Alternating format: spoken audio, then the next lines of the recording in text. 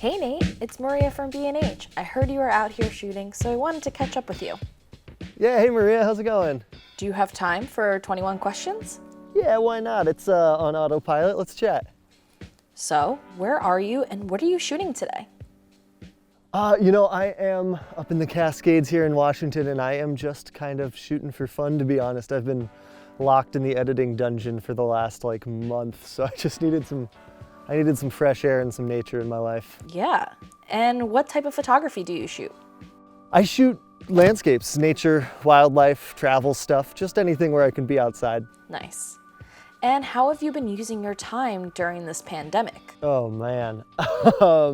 Well, there was a lot of Netflix and boredom, and then I figured I should finally catch up on all those personal projects that I've been putting off for years. So I started a YouTube channel, and I made kind of a little video about Seattle during the lockdowns, and then just kind of planning the future, I guess. It's a good time as a creative to brush up your website and kind of think forward, since we aren't allowed to leave our houses.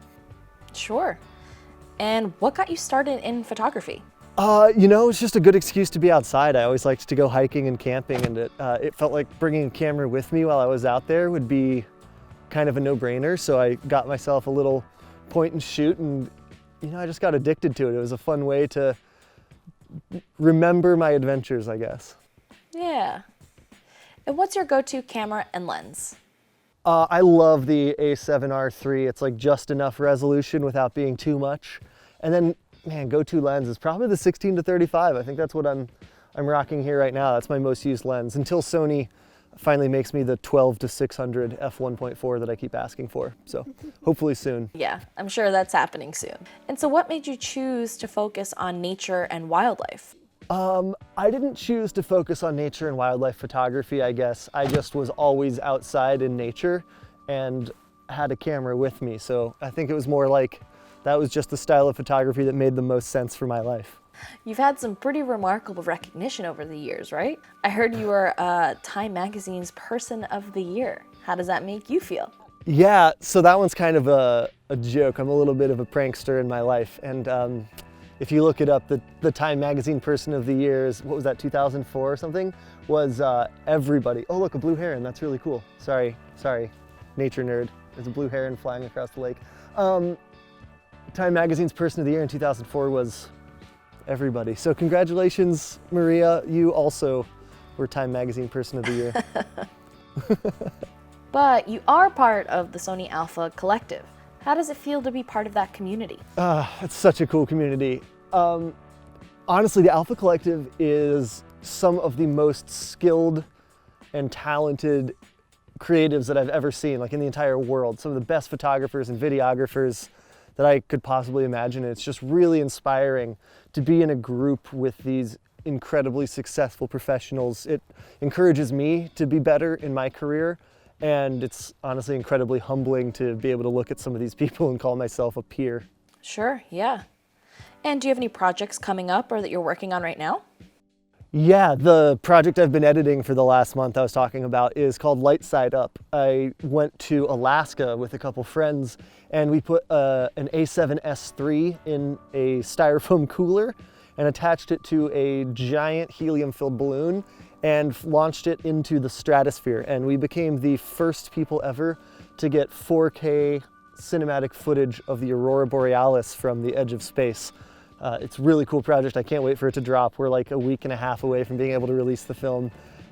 It's awesome. Very cool. And what's your favorite part of your work?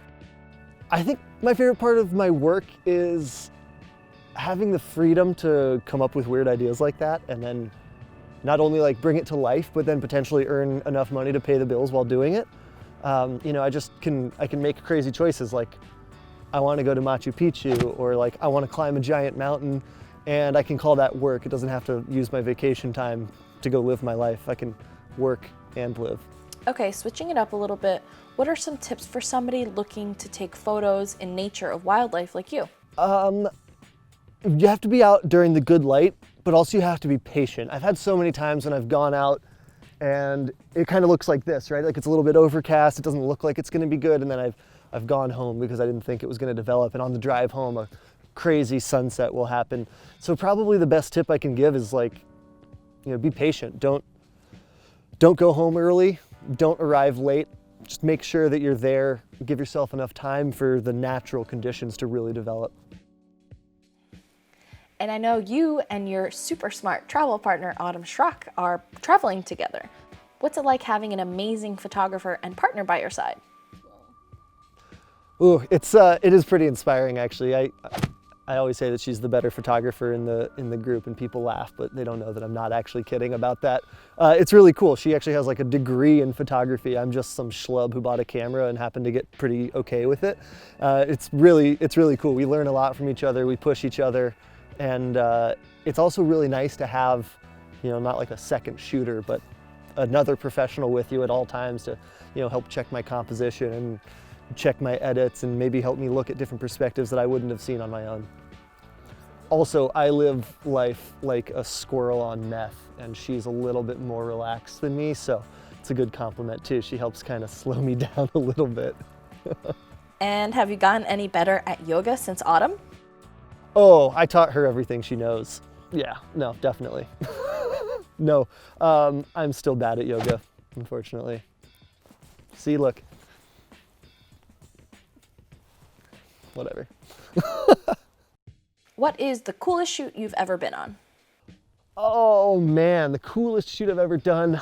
I did sunrise at Machu Picchu during Inti Raymi, which was an ancient Incan holiday celebrating the winter solstice. They built all these cathedrals and these temples to the sun and the moon based around the solstice, and Machu Picchu has a very specific temple in it specifically for this one day, and I was there for sunrise on this solstice, and it was a magical experience being there for a holiday that had been celebrated at that location for almost 1,000 years.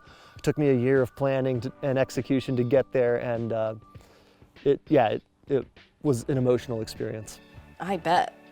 And what was the hardest shoot you've ever been on?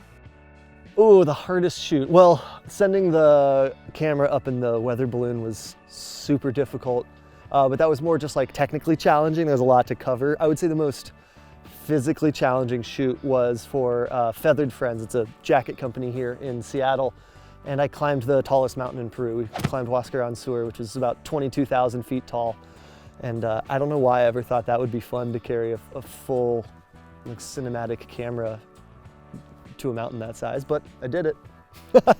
Tough one. What's your favorite snack to pack when doing shoots? Oh, that's a great question. I am a sucker for trail mix. I know that sounds like such a cliche, like, wow, a guy who likes to hike also eats trail mix, but I really do. Like peanuts and raisins and M&Ms. But if you come to my trail mix and you pick all the M&Ms out, I'm gonna leave you in the parking lot. Have you ever come across a scary situation when photographing animals? Oh yeah, for sure. Last year up in northern Manitoba, I was photographing polar bears, and with these, really experienced guides, they're incredibly skilled. They have 25 years of experience, but we are out there, walking on the ice, and you don't really have any protection. They have guns, but we had a polar bear who got a little bit more curious than you would like, and he walked over and he was sniffing around to see how edible we were, and we did scare him off successfully, but the guide said it was the first time in 20 years that they've actually had to fire a warning shot. And when you're talking about a 1,500-pound carnivore, that was an invigorating experience. Wow. And if you weren't a photographer, what would you be? I guess probably like a bald eagle. Oh, you mean like a job? I was a brewer before I was a photographer, actually, so I made beer at a brewery in Colorado. And honestly, I loved that job. It just didn't allow me the freedom to go out hiking and camping. So if I had never discovered photography, I'd probably still be doing that. It was really fun. Cool. And what's the best piece of advice you've ever received? Don't sweat the petty things and don't pet the sweaty things. No, I'm just kidding. My favorite piece of advice is probably from Brendan Leonard. He has a book called Make It Till You Make It, and that's pretty much how I live my life. It's not about faking it until you make it. You just have to get out and create, and the more art you make, the more art people can see, and you will establish yourself through that experience. So just get out there and create, just do your stuff. You'll refine your own skills, but you'll also establish your own niche in doing so. That's great advice. And aside from your camera, what's your favorite piece of gear?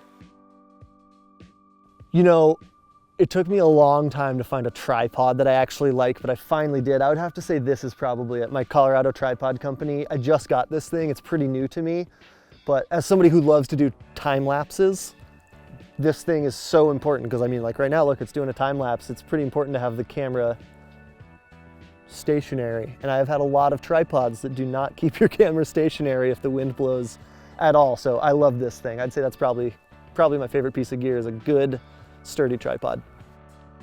And if there were to be a movie about your life, who would play you? Oh, man.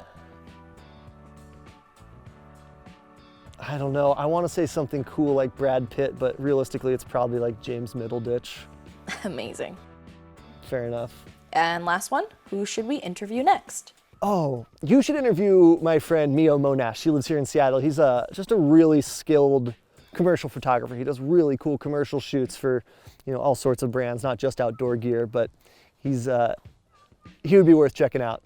Cool. And all right, I'll let you get back to work. Thank you so much for answering all of my questions. Yeah, it was good seeing you. Thanks for coming out. All right, see ya.